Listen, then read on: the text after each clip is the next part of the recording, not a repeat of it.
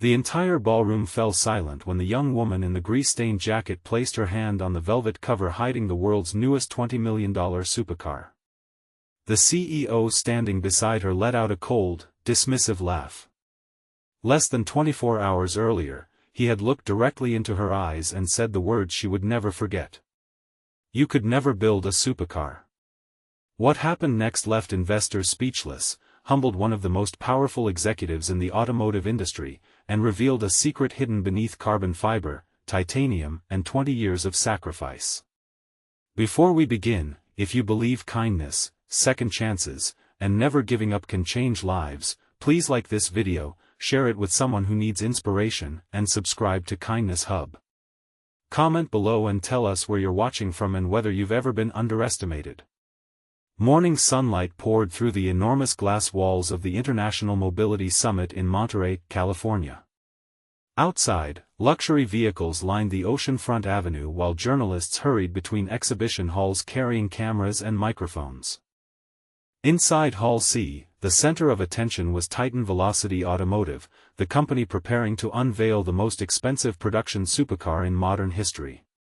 The Helios X, priced at $20 million, only 12 units would ever exist. Its CEO, Alastair Vane, had built his reputation on confidence, precision, and an almost ruthless belief that excellence belonged only to the elite. His interviews often went viral because of his blunt opinions. He believed genius was rare. He believed greatness required access. Most of all, he believed extraordinary engineering could only come from extraordinary institutions. That morning, while executives gathered near the stage, a young woman stood quietly near the service entrance carrying a toolbox. Her name was Soraya Mercer. At 34 years old, she worked as an independent powertrain consultant, though few people knew her name. Her dark hair was tied back loosely, and her faded work jacket made her look more like a mechanic than an engineer. In truth, she had spent nearly half her life solving problems that other people thought were impossible. But no one in the room knew her story.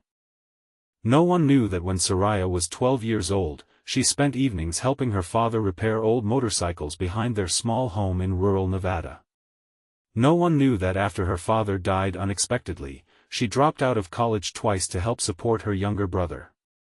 No one knew she spent years working night shifts at machine shops while teaching herself advanced aerodynamics from used textbooks she borrowed from libraries.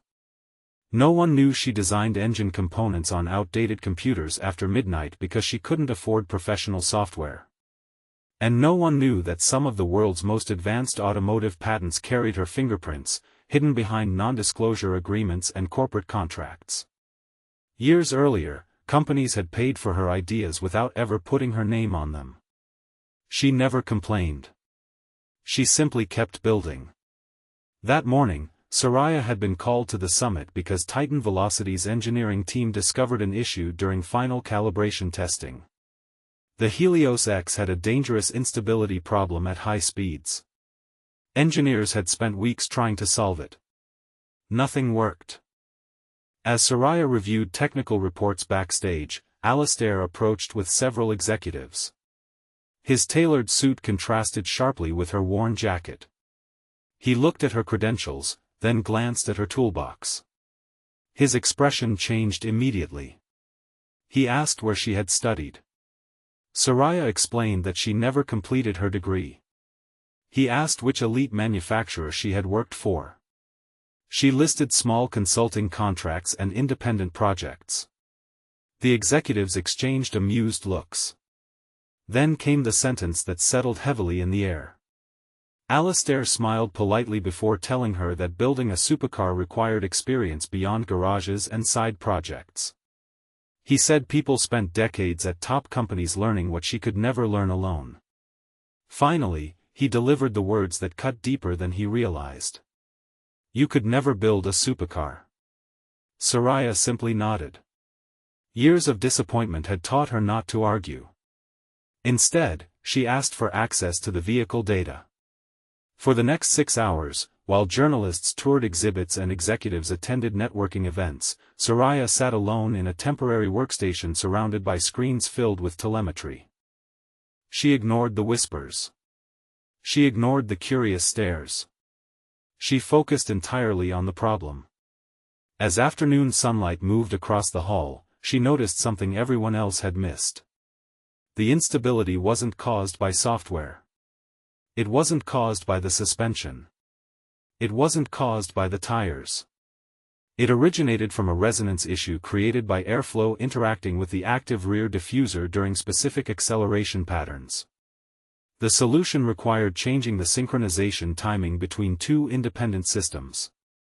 A tiny adjustment. Less than 3 lines of code. At sunset, she handed her findings to the engineering team. Several senior engineers looked skeptical. But after running simulations, the room became quiet. The instability disappeared. Again and again, the results showed the same thing. She had solved in hours what dozens of experts couldn't solve in weeks. Even Alistair seemed stunned. Still, his pride refused to surrender. He thanked her professionally but maintained a cautious distance. The next morning, reporters packed the unveiling stage. Spotlights illuminated the silk cover draped over the Helios X. Investors, celebrities, and automotive journalists filled every seat. Alistair stepped onto the stage and began describing the vehicle. He spoke about innovation. He spoke about craftsmanship. He spoke about pushing human potential beyond limits. Then, halfway through his presentation, the lead engineer unexpectedly approached him and whispered something into his ear. Alistair's confident expression faded. For several seconds, he said nothing. He looked toward Soraya, who stood quietly near the back of the stage. Then he invited her forward. Confused murmurs spread across the audience. The lead engineer addressed the crowd. He explained that while reviewing original development archives, the team discovered something remarkable. The revolutionary adaptive airflow architecture that made the Helios X possible had not originated inside Titan Velocity. The foundational patent had been purchased years earlier through a small consulting firm. At the time, the company acquiring it never met the inventor in person. The rights had changed hands through intermediaries and legal departments. The original inventor's name had been buried under acquisitions, licensing agreements, and corporate restructuring. Only during the previous night's investigation had they connected the final pieces. The person who designed the core aerodynamic system powering the $20 million supercar was standing beside them. Soraya Mercer. The audience froze. Journalists scrambled to verify the information. Investors stared in disbelief. Alistair looked at her as if seeing her for the first time. For years, he had admired the engineering behind the Helios platform. For years, he had praised the anonymous genius who conceived it. And for years, he had no idea that genius looked like the woman he dismissed because of her jacket.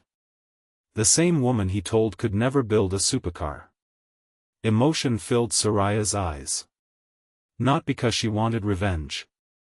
Not because she wanted applause. But because after decades of working in silence, someone had finally spoken her name. She remembered the nights she skipped meals to afford software licenses. She remembered sleeping beside old machines during double shifts. She remembered every rejection letter. Every investor who laughed. Every person who confused expensive education with intelligence. The audience rose to their feet. The applause lasted nearly 2 minutes. Alistair stepped toward Soraya and did something no one expected. He apologized. Not with corporate language. Not with excuses. He admitted he judged her based on appearances. He admitted he allowed assumptions to replace curiosity. And he thanked her for teaching him a lesson he should have learned long ago. Soraya accepted his apology with grace. Because carrying bitterness had never helped her build anything. That afternoon, Titan Velocity announced a new engineering initiative dedicated to discovering overlooked talent from unconventional backgrounds. The program would provide resources, mentorship, and opportunities for independent innovators who lacked access to traditional pathways. Alastair asked Soraya to lead it. She accepted on one condition.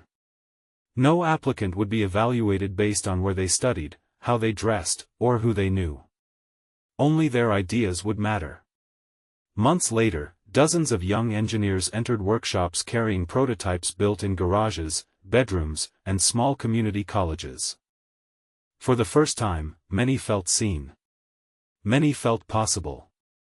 And every time Soraya walked through those workshops, she remembered the little girl repairing motorcycles with her father under the desert sun. She remembered the promise she made to herself after losing him. Keep building. No matter who doubts you. Because talent exists everywhere. Opportunity does not. If this story touched your heart, please take a moment to like this video, share it with someone chasing an impossible dream, and subscribe to Kindness Hub for more inspiring stories about resilience, hope, and second chances. Special request: comment the words, "Keep building," if you believe someone's background should never determine their future. Years later, visitors entering Titan Velocity headquarters would see a simple plaque mounted beside the Innovation Center. It carried a message written by Soraya herself. The world changes when we stop asking where someone came from and start asking what they can create. And every person who read those words remembered that greatness does not always arrive wearing a tailored suit. Sometimes it walks in carrying a worn toolbox, carrying years of invisible sacrifice, waiting for someone to believe. Or simply waiting for the chance to prove everyone wrong.